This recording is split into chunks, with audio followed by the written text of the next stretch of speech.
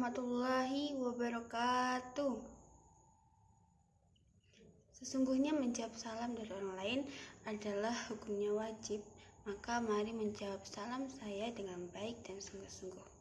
Assalamualaikum warahmatullahi wabarakatuh. Innal hamdalillah wassalatu wassalamu ala Rasulillah Sayyidina Muhammad ibni Abdullah wa ala alihi wa sahbihi wa mawalah.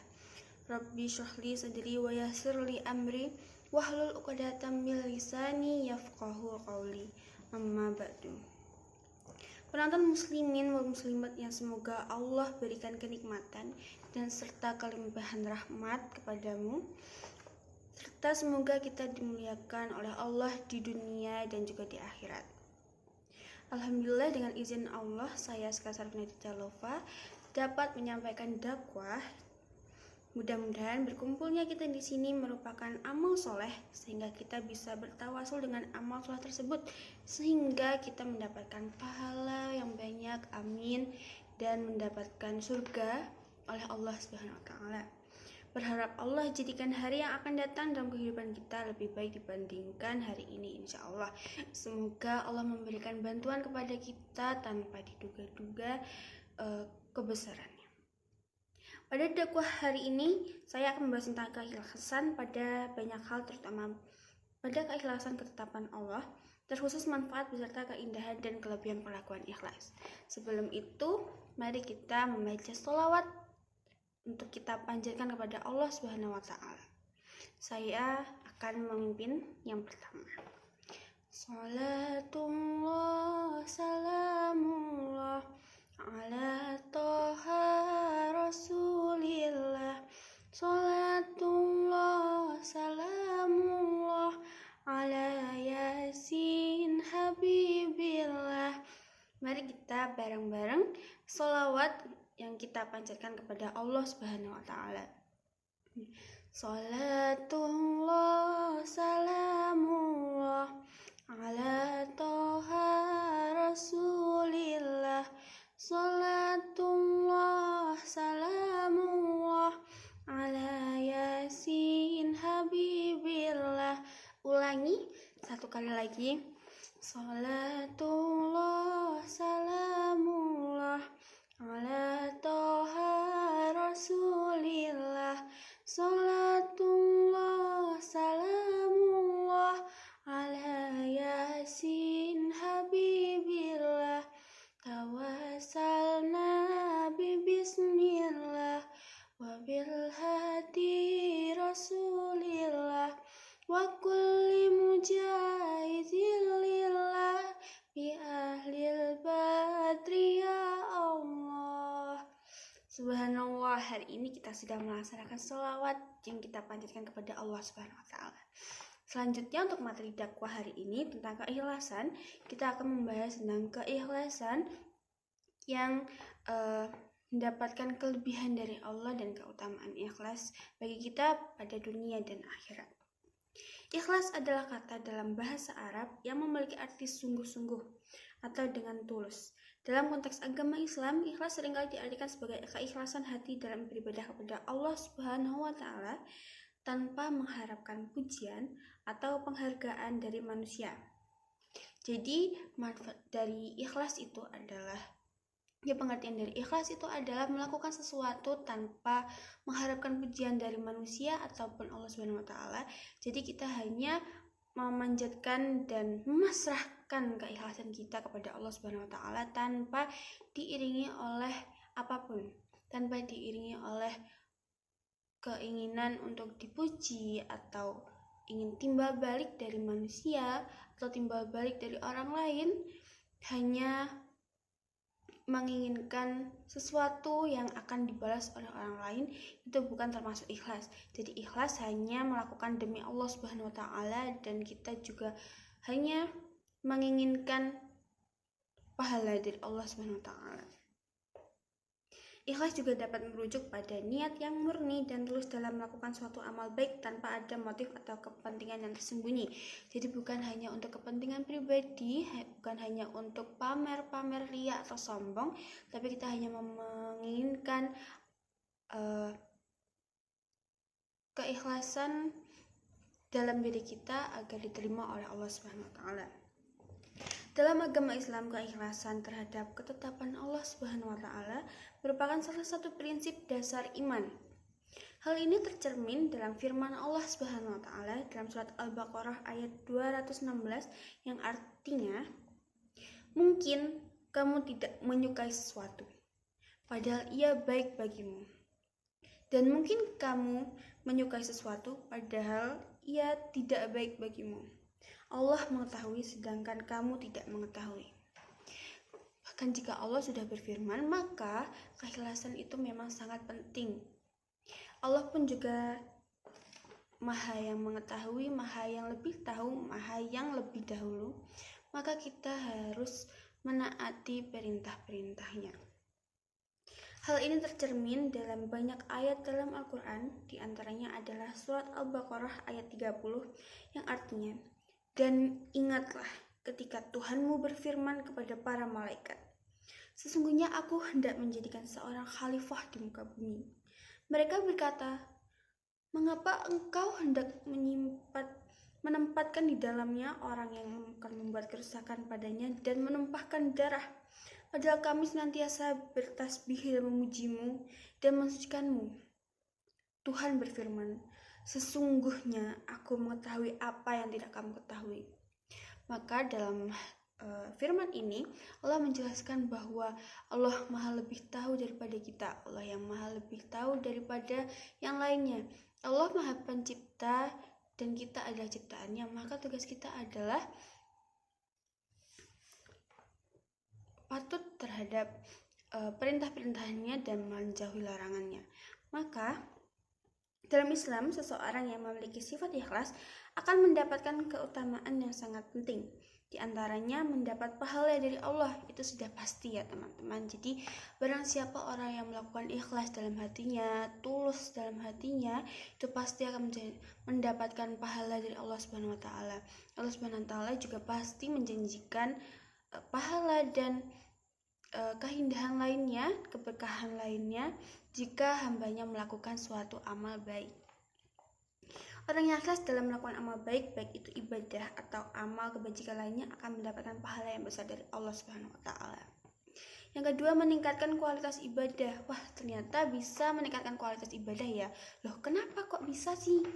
Karena ikhlas juga membantu meningkatkan kualitas ibadah seseorang. Karena dengan melakukan ibadah hanya untuk Allah Subhanahu wa taala tanpa ada motif atau kepentingan lain, maka ibadah tersebut akan menjadi lebih khusyuk dan mendekatkan diri kepada Allah Subhanahu wa taala. Jadi kalau kalian menjalankan ikhlas dan tulus dari hati, bersungguh-sungguh untuk Allah Subhanahu wa taala, maka kalian akan merasakan diri kita lebih dekat dengan Allah Subhanahu wa taala. Entah meskipun itu sejengkal atau sedikit pun, kita tetap merasakan mendekatkan diri kepada Allah Subhanahu wa taala. Maka jika hati kita sudah khusyuk terhadap Allah Subhanahu wa taala, kita sudah fokus terhadap Allah Subhanahu wa taala, maka hati kita jadi lebih tenang dan damai. Jadi akan lebih khusyuk untuk beribadah kepada Allah Subhanahu wa taala. Jadi kalau lebih khusyuk salatnya, lebih khusus ibadahnya, maka pahala yang kita dapatkan pun juga lebih banyak. Amal baik yang kita dapatkan, ganjaran dari Allah Subhanahu wa taala pun juga kita dapatkan lebih banyak. Sesungguhnya Allah Subhanahu wa taala itu sungguh sangat-sangat murah hati, Maha yang paling pemurah, Maha yang paling mengasihi. Maka dari itu mari kita mengharapkan kemuliaan hatinya. Membuat hidup lebih tenang. Ikhlas juga dapat membuat hidup seseorang menjadi lebih tenang dan damai, karena ia menerima segala keadaan yang terjadi dalam hidupnya sebagai ketetapan Allah Subhanahu wa taala yang pasti memiliki hikmah dan kebaikan. Subhanallah, banyaknya kelebihan dari keikhlasan itu ternyata banyak sekali. Apalagi kita tidak bisa memperhitungkan bagaimana Allah memberikan ganjaran kepada kita. Misal kita menerima ketetapan Allah Subhanahu wa taala. Kita bersyukur atas apapun keadaan yang diberikan oleh Allah Subhanahu wa taala, karena kita yakin bahwa apapun yang sudah ditetapkan oleh Allah, apapun yang sudah kita ditakdirkan oleh Allah Subhanahu wa taala kepada kita, itu pasti memiliki keberkahan dan kebaikan atau pelajaran untuk hidup seterusnya, serta ujian-ujian untuk kita agar kita lebih memperhatikan, lebih beribadah, lebih khusyuk kepada Allah Subhanahu wa taala. Bayangkan jika kita bersyukur atas semua yang sudah ditetapkan oleh Allah, maka kita memiliki keikhlasan yang tiada batas. Maka Allah pun juga memberikan kita ganjaran amal pahala yang tiada batas pula. Tetapi banyak dari kita yang beribadah tidak berlandaskan rasa ikhlas kepada Allah Subhanahu wa taala, melainkan dengan sikap riya atau sombong supaya mendapat pujian dari orang lain. Berarti hal inilah yang dapat menyebabkan ibadah kita tidak diterima oleh Allah Subhanahu wa taala. Rasulullah Shallallahu alaihi wasallam bersabda, "Ikhlaslah dalam beragama, cukup bagimu amal yang sedikit." Dalam hadis lain, Rasulullah Shallallahu alaihi wasallam bersabda, "Sesungguhnya Allah tidak menerima amal kecuali dilakukan dengan ikhlas dan mengharap ridhonya." Coba kita bayangkan bahwa kita tidak bersyukur dalam satu hal. Kita diberikan ekonomi yang sedang tidak stabil, kita tidak bersyukur, maka Allah akan memberikan ujian yang lebih pada kita. Kita tidak akan merasakan bagaimana rasanya ikhlas dalam melakukan apapun. Akan diberatkan ujiannya, akan diberatkan cobaannya. Tapi coba bayangkan kita bahwa kalau kita bersyukur dalam keadaan apapun, misal dalam ekonomi kita stabil, kita bersyukur, alhamdulillah kita masih diberikan hidup oleh Allah Subhanahu wa taala. Kita masih diberikan sehat oleh Allah Subhanahu wa taala. Walaupun ekonomi sedang tidak stabil, tapi kita diberikan kekuatan, diberikan hidup, diberikan nafas agar kita tetap bisa bekerja, agar bisa menstabilkan ekonomi kita. Maka Allah akan mempermudah jalan kita. Amin ya rabbal alamin. Tetapi jika kalian melakukan sesuatu amal ibadah, amal baik, tapi dengan berlandaskan agar mendapatkan pujian dari orang lain, maka Allah tidak akan menerima ibadah kita sama sekali. Maka dari itu, daripada kita melakukan amal ibadah, amal baik hanya untuk mendapatkan pujian dari manusia, pujian dari makhluk hidup lain, dari ciptaan Allah yang lain, maka lebih baik kita melakukan hanya untuk Allah Subhanahu wa taala, yang sudah pasti kita mendapatkan banyak pahala, keberkahan dan kebaikan dari Allah Subhanahu wa taala, agar kita juga mendapatkan surga Allah Subhanahu wa taala. Dari beberapa contoh hadis di atas menunjukkan bahwa ikhlas itu memang sangat penting bagi umat muslim dalam melaksanakan ibadah. Karena tanpa rasa ikhlas dan hanya mengharap ridho dari Allah Subhanahu wa taala, ibadah kita tidak akan diterima olehnya. Jika tidak diterima, maka semua hanya sia-sia. Apapun yang kalian lakukan, jika hanya mengharap pujian dari orang lain atau hanya untuk kepentingan, maka itu semua akan berakhir sia-sia. Maka dari itu, mari kita melakukan keikhlasan pada apapun, melakukan amal baik pada apapun, melakukan amal ibadah yang baik, maka agar mendapat ridho dari Allah Subhanahu wa taala.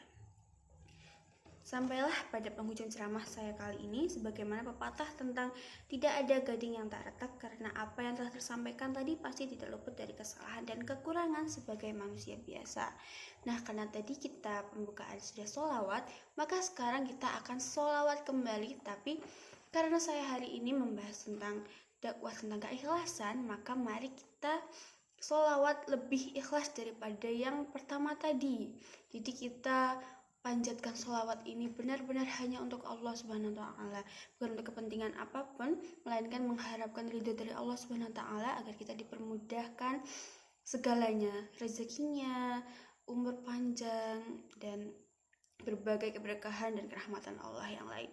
Mari kita panjatkan sholawat lebih ikhlas dari yang tadi. Ayo, mari bersama-sama sholawat. Salatullah, salamullah, ala toha rasulillah. Salatullah, salamullah, ala semuanya ikuti saya, panjatkan sholawat serta salam kepada Allah Subhanahu wa Ta'ala dengan lebih ikhlas daripada yang tadi.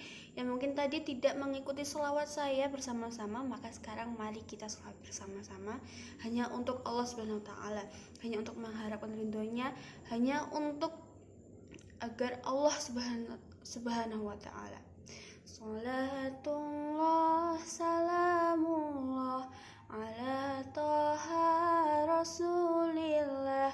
Salatullah salamullah ala yasin habibillah. Tawassalna bismillah wabil hadi rasulillah wa kulli mujahidin lillah bi ahlil badri ya Allah. Bagaimana rasanya lebih sejuk daripada yang tadi? Karena kenapa? Karena keikhlasan kita hanya untuk kepada Allah Subhanahu wa Ta'ala, maka mengartikan bahwa kita lebih mendekatkan diri kepada Allah Subhanahu wa Ta'ala. Pastinya rasanya lebih lega, lebih sejuk, lebih tenang, dan lebih damai ketimbang daripada yang tadi. Mungkin kalau tidak melakukan ikhlas hanya untuk kepada Allah. Saya meminta maaf atas hal tersebut, dan kepada Allah Subhanahu wa Ta'ala saya memohon ampun bila saya ada salah kata dan salah pengucapan. Saya mohon maaf. Semoga apa yang sudah saya sampaikan dapat memberikan manfaat untuk kita semua. Wassallallahu ala Muhammad wa ala alihi wa sahbihi wasallim. Wa akhiru da'wana alhamdulillahi rabbil alamin. Semoga salawat serta salam tetap tercurahkan kepada Nabi Muhammad SAW beserta keluarga dan sahabat-sahabatnya. Sekian dan penutup dari dakwah hari ini. Segala puji bagi Allah, Tuhan dari semua semesta alam dan penciptaannya. Wassalamualaikum warahmatullahi wabarakatuh.